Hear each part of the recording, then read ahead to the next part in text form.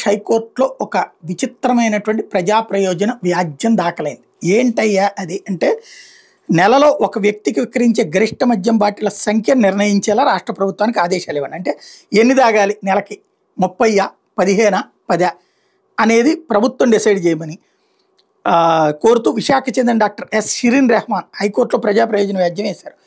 21 ఏళ్లలోపు వాళ్ళకి మందు అమ్మకుండా నిలువరించేందుకు ఆధార్ లింక్ చేసి మద్యం విక్రయించేలా చర్యలు తీసుకోవాలని కోరారు. డీ అడిక్షన్ల సెంటర్ల పనితీరు, రోగులకు అందుతున్న చికిత్సలను పర్యవేక్షించేలా రాష్ట్ర ప్రభుత్వాన్ని ఆదేశించాలని కోరారు. వాస్తవంగా కోర్టు ఇందులో ఎట్టగు జోక్యం చేసుకోదు, పేరు మాత్రం ప్రచారంలోకి వస్తుంది. ఏ ప్రభుత్వము కూడా చేయదు అట్లాగా. వాస్తవంగా very simple logic. Aadhaar link up చేసి దాంతో తాగాడు, ఎన్ని బాటిల్ కావాలంటే అని తాగొచ్చు అనుకుందాం. ఫర్ ఎగ్జాంపుల్, రేపు పొద్దున భవిష్యత్తులో అక్కడ కోర్టుకు పోతారు.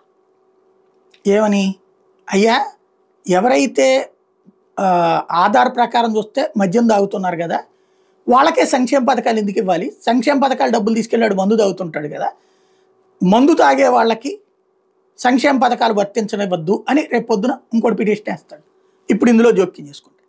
కాబట్టి జోక్యం చేసుకోకపోవచ్చు.